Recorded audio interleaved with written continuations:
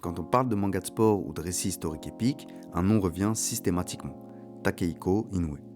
Auteur de Slam Dunk et de Vagabond, il est l'un des mangaka les plus talentueux et iconiques de sa génération. Son style graphique est d'une maîtrise rare, avec un niveau de détail poussé au maximum et une fluidité parfaite dans les mouvements. Ses histoires puissantes explorent la persévérance, la passion et la quête de sens. Slam Dunk, c'est plus de 170 millions d'exemplaires vendus, et Vagabond, c'est considéré comme l'un des plus beaux mangas jamais dessinés. Aujourd'hui, on plonge dans l'univers de Takehiko Inoue, un mangaka qui a transcendé les genres et influencé des générations entières.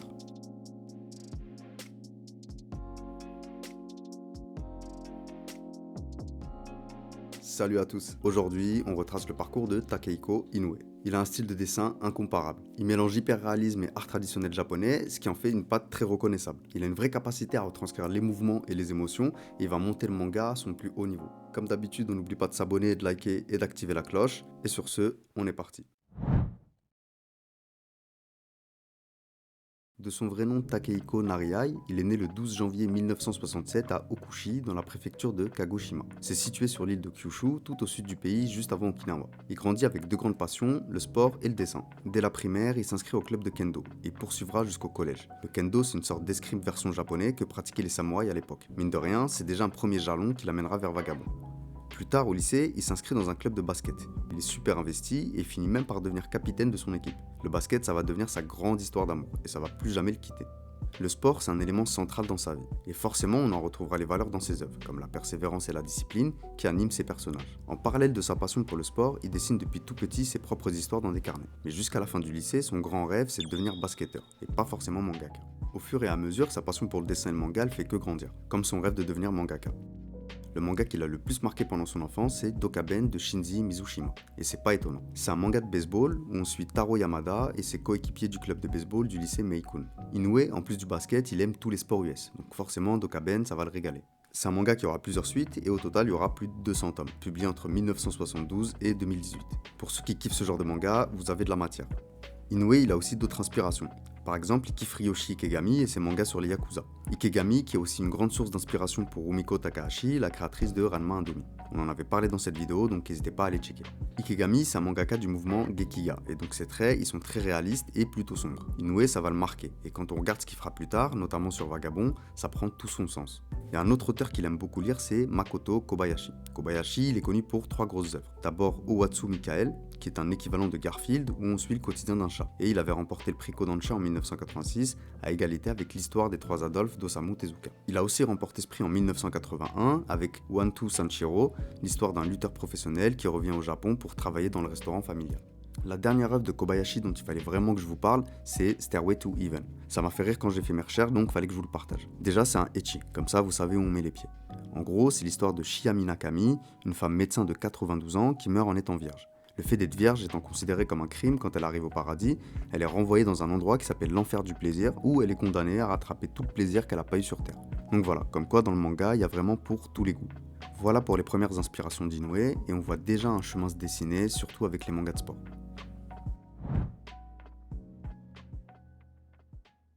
Alors qu'il est en dernière année au lycée, il va faire un pas de plus vers son rêve de devenir mangaka, et il s'inscrit à des cours d'été dans une prépa d'art. Son but, c'est d'intégrer une université d'art juste après son bac. Mais il y a un gros frein, les études d'art, c'est beaucoup trop cher pour lui. Il va alors s'inscrire à l'université de Kumamoto, proche de sa ville natale, pour y poursuivre un cursus en littérature. Et il est pas trop mauvais, voire même super chaud. En parallèle de ses études, il continue de dessiner et il commence à envoyer son travail à des maisons d'édition. Il va pas galérer très longtemps, puisqu'en 1987, à l'âge de 20 ans, il va pas être remarqué par n'importe qui, mais par Taizo Nakamura, un éditeur du Weekly Shonen Jump. Si vous avez suivi les autres vidéos de la chaîne, vous commencez à comprendre le pattern. Taizo Nakamura, il travaille déjà sur un manga de baseball de Koseki Kuji, donc il a l'expérience de la publication d'un manga de sport. Il va remarquer tout de suite le talent d'Inoue, notamment dans sa manière de retranscrire les mouvements et les émotions. Cette rencontre avec Taizo Nakamura, elle va changer la vie de Takehiko Inoue. Il a 20 ans et décide de quitter l'université et de partir s'installer à Tokyo. Il devient alors assistant pour Tsukasa Ojo, qui est en train de publier une œuvre majeure, City Hunter.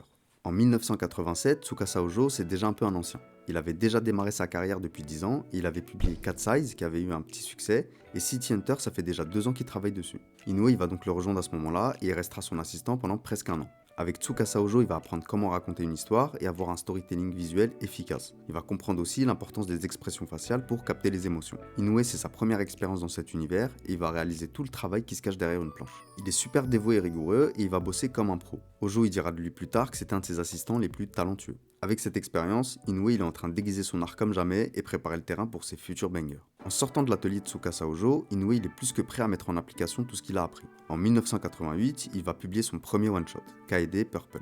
Et devinez sur quel thème? Le basket.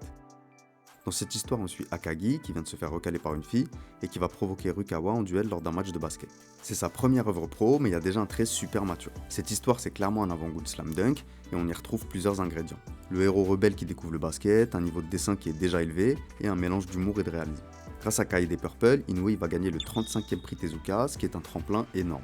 Juste après ça, en 1989, il va commencer sa première sérialisation avec Caméléon Jail. On y suit un Risk Hunter nommé Caméléon Jail qui résout des crimes grâce à son pouvoir qui lui permet de changer d'apparence. Pour cette série, il va s'associer à Kazuhiko Watanabe qui sera en charge de l'écriture et lui va se charger de tous les dessins. Ça va être publié dans le Shonen Jump puis compilé en 2 tomes.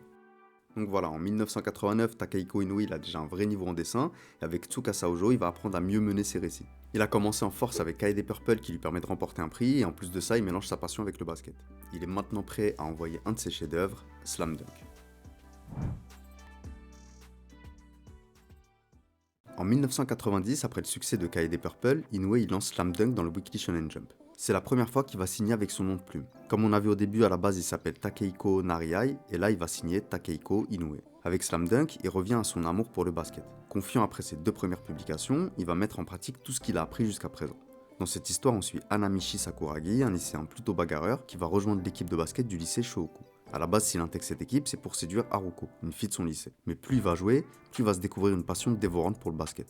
Vous vous demandez pourquoi c'est une œuvre révolutionnaire? Eh ben, il y a plusieurs éléments. Déjà, les scènes de match sont ultra dynamiques, avec des dessins en réalisme jamais vus auparavant. Les personnages, ils sont assez complexes et profonds, et ils évoluent tout au long de la série. Et enfin, il y a un savant mélange d'humour et de drame qui tiennent en haleine le lecteur. Ce réalisme dans Slam Dunk, il est évidemment dû au fait qu'Inoue il a beaucoup pratiqué le basket. Il est donc capable de dessiner avec précision les différents mouvements qui composent le jeu. Ce qui est aussi révolutionnaire, c'est l'impact que va avoir Slam Dunk sur le basket au Japon. Avant ce manga, c'est un sport très peu populaire. Mais dès la publication, ça va avoir un vrai impact. D'ailleurs, le nombre d'inscriptions dans les clubs de basket, il va exploser dans les années 90. Ça part tellement loin que même la NBA commence à s'intéresser au Japon et à y organiser des événements. Par exemple, dès 1990, la NBA organise les Japan Games qui marquent les premiers matchs de saison régulière qui se jouent en dehors des États-Unis.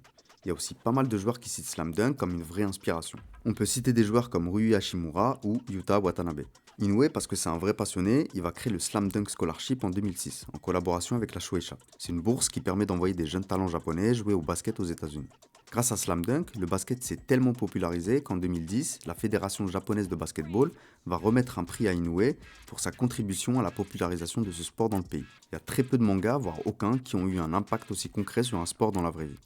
Avant Takehiko Inoue, les mangas de sport avaient déjà quelques références qu'on peut considérer comme des classiques, et je pense notamment à Ashita no Joe ou Kyojin no Oshi. Mais Slam Dunk va aussi avoir un impact significatif dans les mangas de sport. Déjà avec son réalisme inédit, ça se distingue d'œuvres comme Captain Tsubasa, donc Olive Tom, ou Kuroko no Basket, où il y a pas mal d'exagération au niveau des techniques et des mouvements. Toi-même tu connais les folies dans Olive Tom.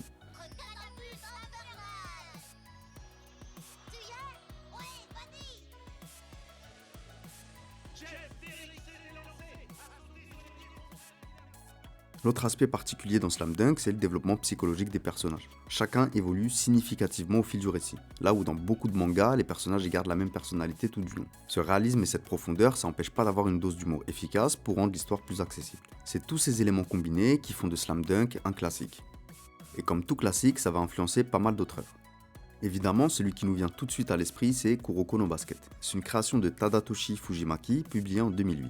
Là où Slam Dunk est très réaliste, Kuroko no Basket va introduire des éléments surnaturels, comme des super pouvoirs ou des mouvements qui défient les lois de la physique. En bref, un truc beaucoup plus spectaculaire.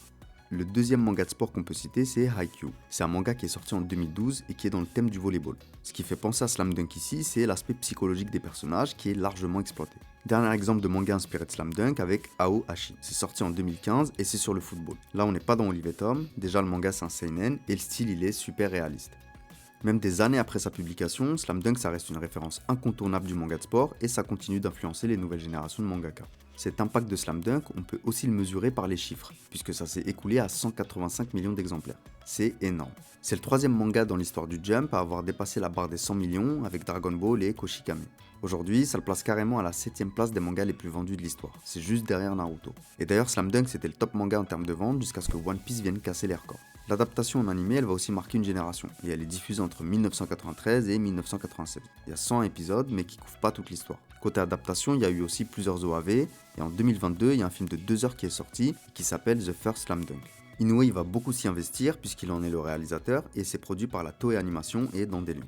Techniquement, c'est très clean, avec un mélange de 2D et 3D. C'est aussi un énorme succès, puisqu'on parle de 264 millions de dollars générés à travers le monde en 2023, soit un an après la sortie. C'est un des films d'animation japonais les plus rentables de l'histoire.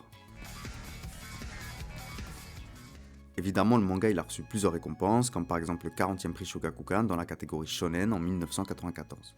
Slam Dunk, c'est un tel phénomène que certains ils vont vouloir garder leur pièce. En 2005, il y a une affaire de plagiat qui fait du bruit au Japon et qui met en cause Yuki Suetsugu pour son manga Eden no Hana.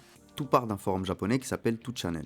Il y a des utilisateurs qui accusent Yuki Suetsugu d'avoir plagié Slam Dunk et Real. C'est une mangaka qui publie depuis 1995 et Eden no Hana, c'est sa première longue série. La Kodansha va se pencher sur le dossier parce que c'est eux qui l'avaient publié à la base. Au terme de l'enquête, la mangaka elle admet avoir emprunté des illustrations issues de Slam Dunk et de Real. Donc en gros, l'histoire d'Eren no Hana n'a rien à voir, mais elle a réutilisé des dessins déjà existants. Elle va faire des excuses publiques et toutes ces séries seront annulées et arrêtées d'être distribuées.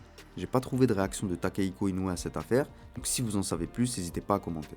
Pour Yuki Suetsugu, ça va pas trop mal finir puisqu'elle fait son retour en 2007 à la Kodansha avec Shiha Yufuru qui sera son plus grand succès. Comme quoi, finalement, elle avait vraiment pas besoin de plagier. Revenons à Takehiko Inoue qui est en train de percer alors qu'il a seulement 23 ans. En 1996, alors qu'il est au sommet et que Slam Dunk éclate tous les scores, il va décider d'y mettre un terme. C'est la stupeur chez les fans. Mais Inoue, il a plusieurs raisons d'arrêter. D'abord, sa volonté de créer une œuvre complète. Au lieu d'étirer l'histoire de manière inutile, il préfère un dénouement naturel. La deuxième raison, c'est que ça fait déjà 6 ans qu'il travaille sur Slam Dunk et il a envie d'explorer d'autres genres. Enfin, je le répète à chaque fois, mais une pré-publication dans le Weekly Shonen Jump, c'est pas des blagues niveau rythme. Donc il commence à être épuisé. Il raconte par exemple que la veille des rendus de ses planches, il dort 1 à 2 heures. Comme vous pouvez imaginer, même la Shueisha ils sont pas très chauds pour qu'il arrête étant donné la popularité de la série. Mais il aurait refusé l'équivalent de millions d'euros pour continuer, pour pas dénaturer son œuvre. La fin de Slam Dunk elle est globalement très appréciée par les fans, et ce choix d'Inoue il a fait en sorte de définitivement l'imposer comme un vrai chef-d'œuvre. Inoue, c'est aussi un homme indépendant et un véritable homme d'affaires. Grâce à la notoriété de Slam Dunk, il a pu négocier les contrats avec la Shueisha pour conserver les droits sur ses œuvres. Dans la foulée, il crée sa propre société d'édition qui gère l'exploitation commerciale et qui s'appelle IT Planning. Avec cette structure, il devient autonome dans la gestion des droits concernant les adaptations, les produits dérivés et les publications à l'international. C'est un véritable coup de maître. À partir de là, il va obtenir une indépendance notable dans l'industrie du manga, ce qui est très rare. Ça va lui permettre de gérer sa carrière avec beaucoup moins de contraintes et il va se faire plaisir. Après 6 ans à taffer sur la même œuvre, Inoue il est KO et il veut passer à autre chose. Surtout que Slam Dunk c'est une œuvre ultra exigeante. Lui il est au sommet, il a plus rien à prouver, donc pour changer d'air il va envoyer quelques one-shots et des œuvres différentes. La première histoire qu'il a démarrée après Slam Dunk c'est Buzzer Beater. Il va pas passer par un magazine de prépublication mais le publier directement en ligne via le site de la chaîne G-Sport. Il va rester dans le thème du basket mais cette fois-ci avec un angle complètement différent. Dans Buzzer Beater on est dans de la science-fiction. On suit Hideyoshi et ses 2 potes qui sont complètement fauchés. Pour gagner un peu d'argent et survivre, il joue au basket contre d'autres gars du quartier. Petit à petit, Hideyoshi se fait un nom parce qu'il est super talentueux. Il va alors se faire contacter par la Ligue spatiale qui organise des tournois entre les Terriens et les Goran, qui sont des extraterrestres de forme humaine. Ce sera compilé en 4 tomes et il y aura un animé de 13 épisodes en 2005 et un autre en 2007. Inoue, il avait déjà sorti quelques one-shots en parallèle de Slam Dunk. Akagasuki, un prélude à Slam Dunk en 1990, ou encore Babyface en 1992, qui est clairement une inspiration de Ryoshi Ikegami et qui aborde le thème des Yakuza. Suite à Buzzer Beater, il va envoyer un nouveau one-shot, Pierced Earring en 1998, où on suit 2 jeunes en bord de mer et l'un des personnages va essayer de se percer l'oreille seul. Donc rien à voir avec le basket. Cette même année 98, il va aussi participer au jeu One on One sur PlayStation en tant que character designer. D'ailleurs, ce sera pas sa seule collaboration dans les jeux vidéo. En 2007, il bossera aussi sur Lost Odyssey pour la Xbox 360. Après ces 2 ans à un rythme plus tranquille, puisque Buzzer Beater c'était une publication mensuelle, il va se replonger dans une œuvre ambitieuse. En 1998, Takehiko Inoue va changer complètement de registre. Cette fois-ci, il va démarrer un seinen inspiré du roman La pierre et le sabre d'Eiji Yoshikawa. Ça date de 1935 et ça retrace la vie du légendaire samouraï Miyamoto Musashi. Ce nouveau manga d'Inoue qui va s'en inspirer, c'est Vagabond. On va y suivre Miyamoto Musashi dans sa quête de perfection. C'est une révolution dans l'univers du manga grâce à plusieurs éléments. D'abord, dans Vagabond, le dessin il est incroyable de réalisme. Mais ça, on était déjà habitué avec Slam Dunk. Là où c'est très particulier, c'est qu'on peut y voir des inspirations de la peinture japonaise traditionnelle. Certaines planches, c'est des vrais tableaux, et on a l'impression de respirer l'air du Japon féodal en les regardant. Il utilise aussi des outils très peu utilisés par les autres mangaka, comme des pinceaux. Un autre élément qui frappe dans Vagabond, c'est la profondeur du récit et les thèmes philosophiques qu'il aborde, notamment sur la violence, le pouvoir ou encore la nature d'un guerrier. Enfin, grâce aux deux composantes qu'on vient de voir, les duels ils vont prendre une autre dimension, quasi épique. Avec 82 millions d'exemplaires, Vagabond va se hisser parmi les mangas les plus vendus au monde, tout juste derrière Hunter x Hunter et devant Captain Tsubasa. C'est un succès commercial mais aussi un succès critique. En 2000, il va remporter le 24e prix Kodansha et être félicité par le jury pour son excellence artistique et narrative. Puis il remportera le prestigieux prix Osamu Tezuka en 2002.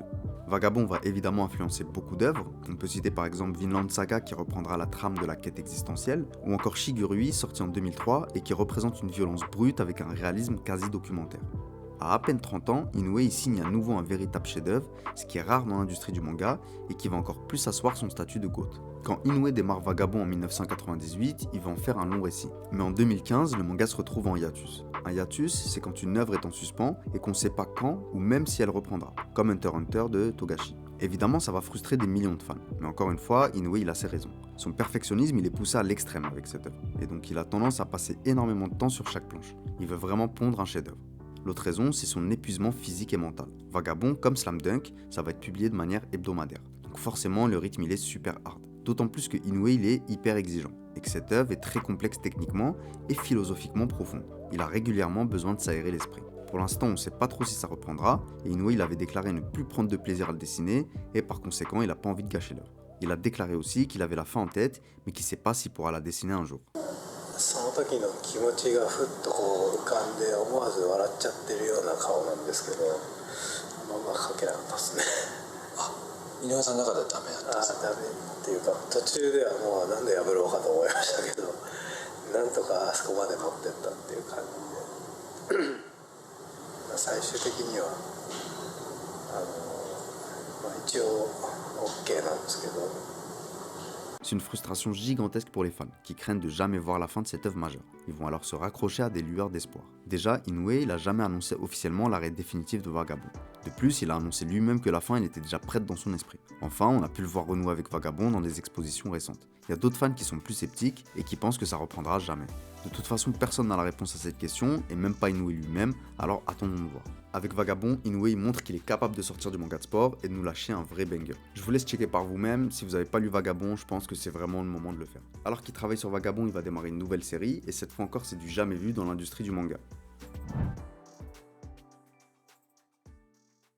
Un an après avoir démarré Vagabond, Takehiko Inoue va revenir au basket, mais avec un angle inédit. Ce manga, c'est Real, qui va traiter du handicap dans le sport. Ce récit commence avec l'exclusion de Tomomi Nomiya de son lycée. C'est un gars un peu ghetto et passionné de basket, mais qui a décidé d'arrêter de jouer après un accident de moto qui a laissé sa passagère, Natsumi, en fauteuil roulant. Dans le même temps, on suit Isanobu Takahashi, un autre joueur du lycée, qui se retrouve promu capitaine d'équipe. Malheureusement, il va se faire renverser par un camion, ce qui va le priver de ses jambes.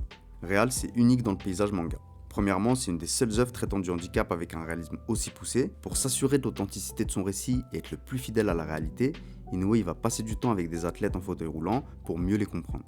Ensuite, il a une approche psychologique très profonde, notamment sur la reconstruction après un accident. Enfin, dans cette œuvre, on a des personnages brisés, mais qui finissent par nous donner des leçons inspirantes. Avec ce manga, Inoue prouve encore une fois son talent, notamment à raconter des histoires au-delà du sport. C'est une œuvre beaucoup moins connue que Slam Dunk et Vagabond, mais c'est une de ses plus fortes émotionnellement. Même si c'est moins connu, ça reste un gros succès, puisque ça s'est vendu à 16 millions d'exemplaires. Pour vous donner une idée, c'est quasiment autant que Dr Stone ou Beck. Real est aussi très bien reçu par la critique. Par exemple, le site The Comics Reporter déclare « Toutes les compétences dont Inoue a fait preuve dans Slam Dunk ont évolué en mieux dans Real ». Il y a même un joueur de basket en fauteuil roulant, Kazuyuki Kiyoya, qui va faire la déclaration suivante. Le manga appelle à la compréhension des personnes qui pratiquent le basket en fauteuil roulant, mais aussi de celles qui souffrent de divers autres handicaps. Je suis impressionné par le fait que les scènes dans lesquelles Takahashi subit une rééducation sont exprimées de manière élaborée. Ce manga, il va le publier à partir de 1999 dans le Young Jump, et c'est toujours en cours avec 16 tomes pour le moment. Comme on l'a vu tout au long de la vidéo, Takehiko Inoue c'est un artiste ultra complet et talentueux. Déjà par sa maîtrise du dessin, il retranscrit de manière exceptionnelle les mouvements et le dynamisme d'une scène, de même pour les expressions faciales qu'il arrive à rendre très réalistes, et enfin il a une patte très reconnaissable qui intègre des éléments de peinture japonaise traditionnelle. Son style il est d'ailleurs très reconnaissable. Il utilise souvent de l'encre de Chine qui donne un aspect quasi pictural à ses dessins. Il joue aussi avec les silences et les scènes d'action pour donner du rythme. Enfin, c'est un perfectionniste qui soigne les décors, toujours de manière détaillée.